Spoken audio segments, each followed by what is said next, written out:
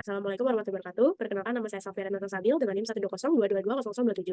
Di sini saya menjelaskan tentang state transition testing. State transition testing ini merupakan teknik uji black box yang digunakan untuk mengamati perilaku sistem atau aplikasi untuk kondisi input yang berbeda. Nah, setiap sistem ini memiliki keadaan atau status tertentu, dan perubahan dari satu keadaan ke keadaan yang lain ini disebut dengan transisi state. Nah, saya ambil info ini dari buku Software Testing Foundation karya Andreas Milner dan Timo Lins.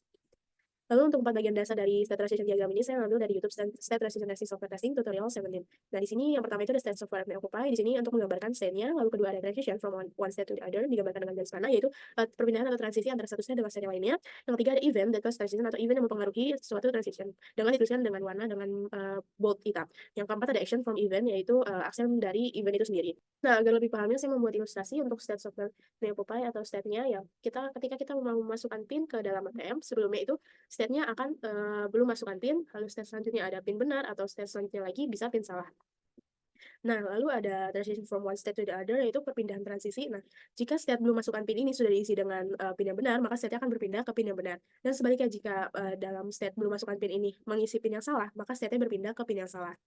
Lalu yang ketiga ada event that cause transition atau event yang mempengaruhi dari transisi itu sendiri. Nah, event yang mempengaruhi ini adalah saat pengguna memasukkan pin, entah itu benar atau entah itu salah. Yang keempat atau terakhir ada action from event, yaitu aksi yang dihasilkan dari event sendiri. Nah, jika kita memasukkan pin tapi pinnya salah, maka sistem itu akan menampilkan pin salah atau coba lagi. Nah, itu merupakan contoh action from event.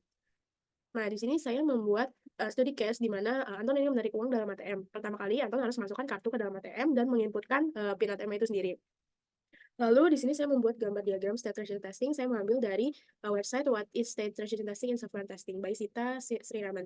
Nah, di sini yang gambar bulat-bulat itu merupakan state. State yang pertama ada start, lalu ada wait for pin, first try, second try, third try, it card, dan access to card.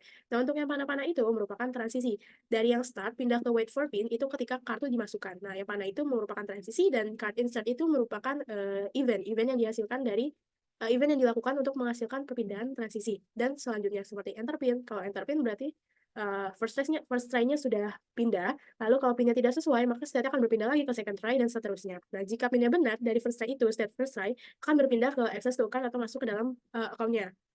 Nah, agar lebih paham lagi saya membuat tabel di sini. Pertama, di sebelah kiri ini ada state, yang ke bawah itu, lalu yang kanan yang atas yang event itu ada event 1, event 2, event 3, event 4. Yang event 1 itu insert kartu atau masukkan kartu, event 2 yaitu masukkan pin, event 3 itu ketika pinnya benar, event 4 itu ketika pinnya salah. Nah, yang pertama itu ada di start.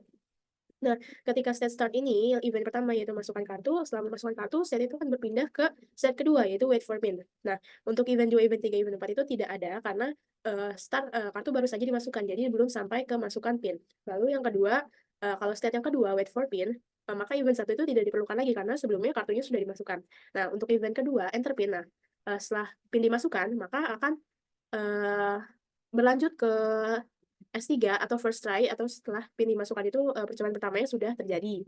Nah, lalu untuk yang state 3 atau first try, jika itu pinnya benar, maka state akan berpindah ke bagian state 6 atau access to account.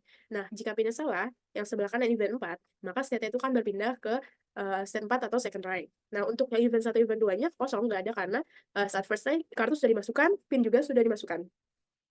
Lalu untuk second try ini juga event 1, event 2 tidak diperlukan karena sudah terjadi sebelumnya. Lalu ketika pinnya benar, maka otomatis akan berpindah ke state 6 atau access to account. Nah, kalau pinnya salah, akan berpindah ke third try. Lalu untuk yang third try sendiri, kalau pinnya benar atau event 3 ini dilaksanakan, maka akan berpindah ke state 6 atau access to account.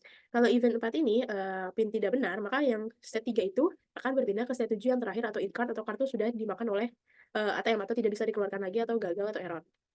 Nah, terus untuk access to account kenapa tidak ada semua? Karena access to account itu tidak hanya batasan sampai situ saja dari studi case ini, tidak berlanjut sampai selanjutnya. Nah, yang ketujuh, card ini maksudnya kartu dimasukkan. Nah, saat kartu dimasukkan ini otomatis sistem akan kembali lagi seperti awal. Maka akan berpindah ke state 1 atau start.